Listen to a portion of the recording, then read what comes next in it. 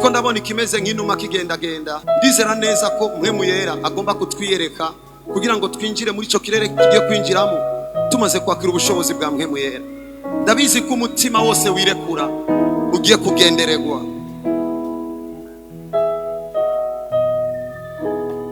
Turaza kumva karuru k'ubushobozi hagati mu bantu.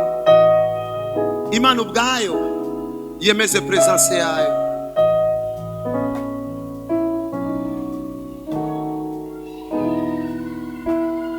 Yes Lord. Imana ubwayo abarenga 10 bakogweko ubushobozi bwa Mpwemu Yera, igicu ca Mpwemu Yera, kuko ibigomba gukogwa ngaho byose biramwitirirwa. Ukigumiza ibiganza vyawe hejuru, ugurura umutima wawe, wemere kugendererwa. Imana twiyereke, Imana igomba twiyereke, Imana igomba twiyereke. Amavuta y'Imana agutembemwo, ubushobozi bw'Imana bugutembemwo. Ikiza utigeze ubona Imana ikiguhe. Akira kubona mw'isi mpemu, akira kuvugishwa n'Imana, akira kubona indoto zo mw'ijuru. Ariko araba ico bita le mouvement de l'esprit.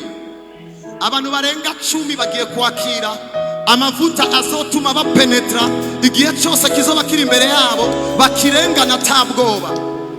Maza lebra di boshaka zuya bade boshi de bosande bosaka riba de bosia de boza rababoshaka reiba bosaka tia azna. Mpwemu Yera agomba kutugarurira ingome zishasha. Ari umuntu agiye kuzura nkuko yujuje bwa mbere umunsi yujujwe.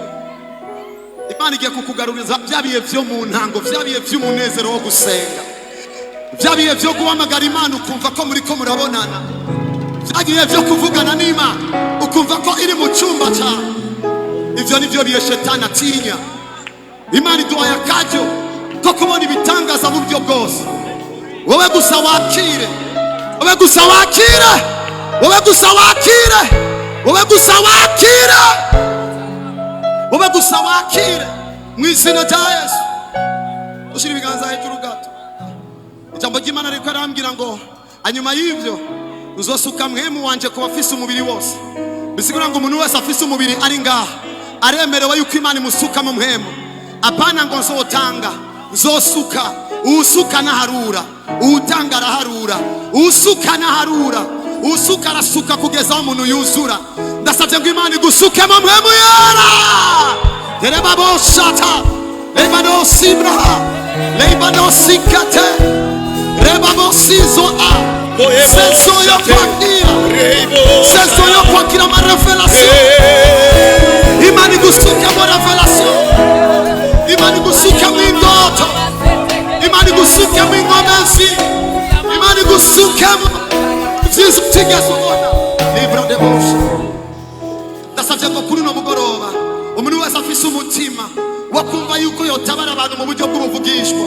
Umuntu wese afise umutima wo kumva yuko akeneye kumenya ivy'Imana kugira ngo afashe atangure kwakira ubushobozi bwo kuvugishwa in the name of Jesus.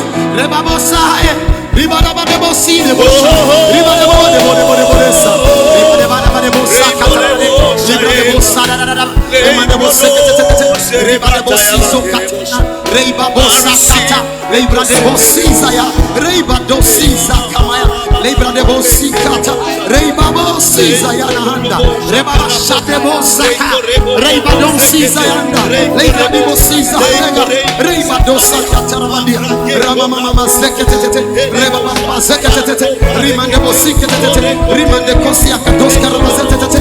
In the name of Jesus, in the name of Jesus, in the name of Jesus. Oh Jesus.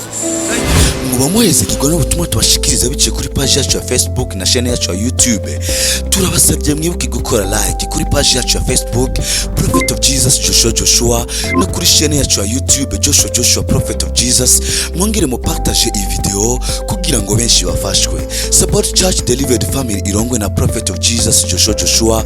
Turabashimiye cyane, Imana ibahezagire naho butaha.